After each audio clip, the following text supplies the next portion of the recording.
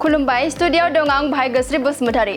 बिजनि दखरा दुलाराय बर' फरायसा आफादा गेजेर फरायसालिया बे हाबाफारियाव नुजाफैनानै जोंखौ मदद होफैनायनि थाखाय दिनै 5 मार्च 2025 बे सानखालि बिजनि दखरा दुलाराय बर' फरायसा आफादनि बानजायनायाव मोनसे आनजाद जायखौ जों दिनैहाय 9थि बड'फा उपेन्द्र ब्रह्म रोंगौसा सायख' आनजाद होननानै जों मुं होदों आरो बे फैयै फैयै दिनै 9थि खुंनाय बेयाव महर मोनफैबाय। दा दिनै बे हाबाफारिया बे आनजादा फुंबिलि 10 रिंगानिफ्राय जोंहा गासै बिजनियावहाय 42टा सेन्टार, बे सेन्टाराव गासै 6, 7 आरो 8 बे मोनथाम थाखोनि 1873 1853 बे फरायसाफोरा दायो आनजादाव जिरायगासिनो दङ।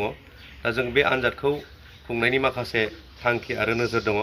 दा दिनैनि जुगा जिहेथु बादायलायनायनि जुग, साइन्स एन्ड टेक्न'लजिनि जुग, बिरोंदामिननि जुग, बे जुगाव जोङो गावखौ सासे राफोद खालामनांगौब्ला दिनैनि जे थासारि, जाय थासारियाव जोंनि बर' बिजोंनि फरायसाफोरा माब्लाबा थोजासे बिजाब गैया, माब्लाबा जोंहा थोजासे फोरोंगिरि गैया, बेबायदि थासारियाव गोबां गुबुन गुबुन जेंनानि गेजेराव थानानै जोंनि फरायसाफोरा फरायनो गोनां जायो आरो बेजों जि मोनसे आथिखालनि जे दाहार, सोलोंथाइनि जे मोनसे दाहार, बे दाहाराव गावखौ गाबथाबनानै कम्पिटिटिभ माइन्डजों थांनानै साक्सेस जानो नांगौआ गोरलै नङा जायो जोंनि बर' बिजोङाव फरायनाय बा जोंनि गोग्लैसोनाय ओनसोलाव थानाय फरायसाफोरनि थाखाय। दा बेनिखायनो जोङो फर्मेल इडुकेसननि अनगायै बायजोआव जे मोनसे कम्पिटिटिभ बा गुबुन गुबुन साख्रिनिफ्राय लानानै गुबुन गुबुन जे बादायलायनायनि आनजाद, बे आनजादाव जिरायनोब्ला खालिबोल' जोंनि फर्मेल इडुकेसननि फरायसालियाव होनाय जोंनि आनजाद बेयो थोजासे नङा जों सानो। बेखायनो नैबे 9थि उपेन्द्र ब्रह्म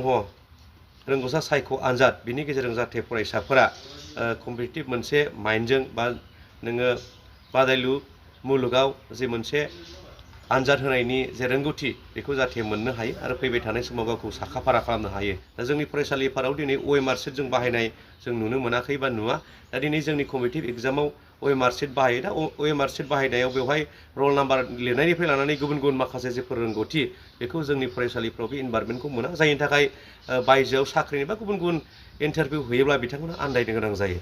दा बे आन्दायनाया जाहाथे जाहैया, बेखौ नोजोराव दोननानै बेयावनो दिनैनि थासारियावनो उन्दैनिफ्रायनो जों बिथांमोननो मोनसे थासारि होनानै, जाय थासारियाव थानानै कम्पिटिटिभ एग्जामखौ बोरै लिरो, माबोरै जों बाहागो लानांगौ, बाहागो लानायनि गेजेरजों जों बोरै साक्सेस जानो हायो, बेखौ जोङो बिथांमोननो होनो थाखाय जोङो नाजादों। आरो गुबुन फारसेथिं मोनसे बादायलायनायनि जे मोनसे थासारि, मा होनो कम्पिटिटिभ जे माइन्ड, बे माइन्ड जों खालामनांगौआ सानसेयावनो हाया।